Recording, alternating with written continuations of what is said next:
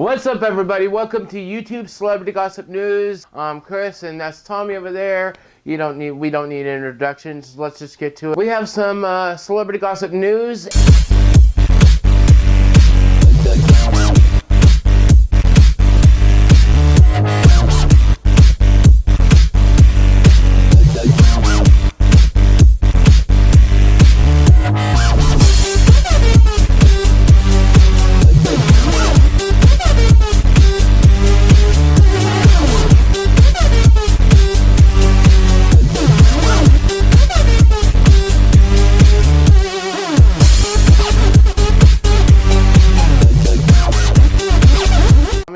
I'm gonna tell you what's going on with Christian Slater, okay? Okay. So, Christian Slater is being sued by his dad, Thomas Slater, because basically he ruined his dad's acting career by putting his dad on the Hollywood blacklist for getting movie parts and movie roles, just because Christian Slater is saying that Thomas Slater has a mental illness, and basically it makes it impossible for him to do some acting and get some major roles. So what are your thoughts about that? Well, that's interesting. I didn't know that about one of the stars from Saved by the Bell. That his dad was having, or supposedly is having, has mental issues. Mm-hmm. I mean, if it turns out to be true that it does prevent him, he has to be there to take care of his dad instead of going out to get acting roles, then it is pretty tough, man. But there are other ways to go about it. He could hire help. Right. Instead of like suing your son because basically he put you on the blacklist to not be successful. So Thomas Slater denies any mental issues or any issues with his health whatsoever. I hope it all works out for Christian Slater and his dad, that they can work it out behind closed doors instead of suing each other. We have some other news. So Tommy, take it away.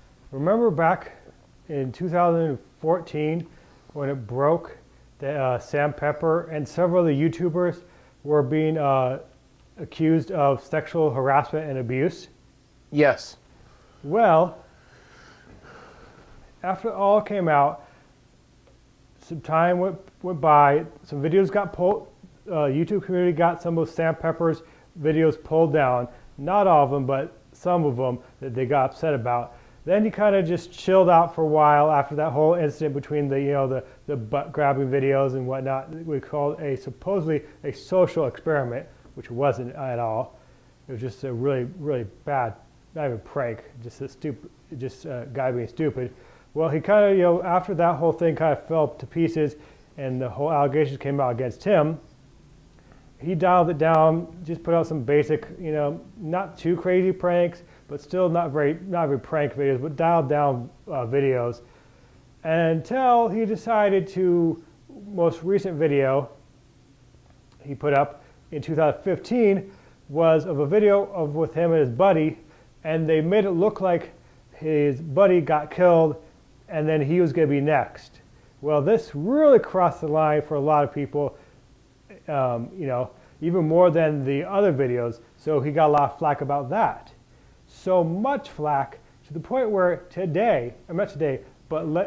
earlier on, around the 21st, if you go to his channel, go to his Twitter and his Instagram, you will see nothing at all. All of his videos have either been privatized or deleted, and then all of his Twitters are gone except for one. I'll tell you that in a little bit here.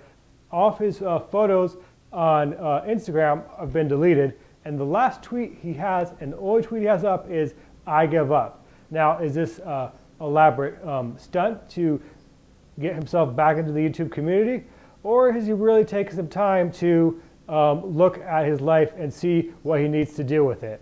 What's your thoughts on that? Well, honestly, it sounds like it's his way of getting in good graces with the YouTube community because he wants to do YouTube again, or he wants to be he wants everybody to forget about the past of what really happened. Overall, with what Sam Pepper did, there are consequences that stick with you for a long time, that you cannot forget about the past, because what if you do it again? What if he does it again? Right, Tommy? Okay. Exactly. So what if he does it again? Boom, he's back in the same thing. So all of his tweets disappeared, and some of his pictures disappeared off of Instagram, meaning he's trying to start over, and he's thinking that, okay, if I delete some of this stuff, maybe people will start to accept me back into the YouTube community. But you also have to think about it again, that Sam Pepper may not be able to get back into the YouTube community just because, basically, of his consequences.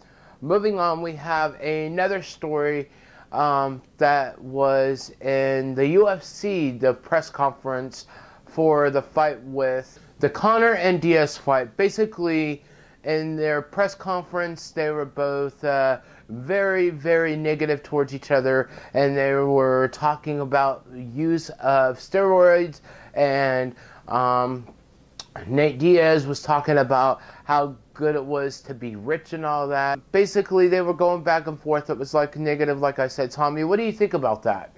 Well, we all know, once you get steroids involved, it's more than just your muscles getting bigger. It also, too, is once you start using them and your body gets used to them, and then you try to get off them, you just can't go off them like cold turkey like a lot of other things. You actually have to go off them slowly, allow your muscles to readjust to being off of steroids. And then also, too, if everyone's on steroids, then nobody is at a disadvantage. Nobody is using their pure talent. Everyone's on the same playing field. So if you have nobody uses steroids, everyone's on the same playing field, because everyone's using their own talents that they have, their own strengths and their own But then everyone's on steroids, so then everyone's still on the same playing field. So it's how you view it, man. If say they decide to ban steroids and actually test them, because in sports like this, it's actually a lot easier to test in sports like these, because you have more control over, because you have to weigh in and this and that. So you actually have more control to test people for substance abuse in sports like this. It's a little bit harder in baseball. I'm not saying you can't be caught for it in baseball. It's just a little bit harder because you're not weighing in baseball. You know what I mean? Exactly. I agree with you 100%. But as in the WWE and some other big time teams that want to do steroids and try and get away with it, but you can't really get away with it just because it shows up in your blood, your urine, and plus it shrinks your balls. So basically, you're kind of screwed if somebody takes a look at your blood. So basically, I just don't agree with the whole steroid thing, no matter what. I know it makes you strong, gives you the whatever. But if you really want to do it, they should be using their talent to win a championship match or a fighting match or whatever, etc. So, yeah, I agree with you 100%, Tommy. So moving on, what else do you have, Tommy? About 3 or 4 years now ago, I had this thing called the Next Up, where they would allow people to send in audition tapes to be part of a Next Up program camp, where they got to learn, they would get money, they would get collab with other people. Well, it's back again. So if you live in the UK or the United States, right now, that's the only places that I know that are offering it right now. You can audition, but there's a catch. There's a big catch, actually. The only unfortunate thing is, if you happened, now when you hear that, oh, that's great, it's wonderful. But here's the catch, people, and it's a very, very big catch. If you have under 10,000 subscribers, you cannot submit an audition, because it's only for 10,000 to 100,000 people with their partners, and have that either 10,000, at least 10,000 to 100,000. So it's really, I mean, it's great for people that have that many subscribers, but it's not so great for the everyone else, which is actually a large percent of YouTube now is people under 10,000 subscribers. And then there's 1% is actually 1 million and above. That group is very, very small. And then there's the group in between, which is not very many people in between there. Right. I could see with what you're saying. And I don't agree with you have to have this many subscribers, that many subscribers to really be doing something like this if you have over 10,000 subscribers. And I can see a lot of talent going for this and being very successful with this. So, yeah, I mean, there's probably a lot of good talented people have between the 10,000 and 100,000, but I'm just saying is there's also a lot of people under that range that are very talented, but you'll never know because you're not giving them that shot.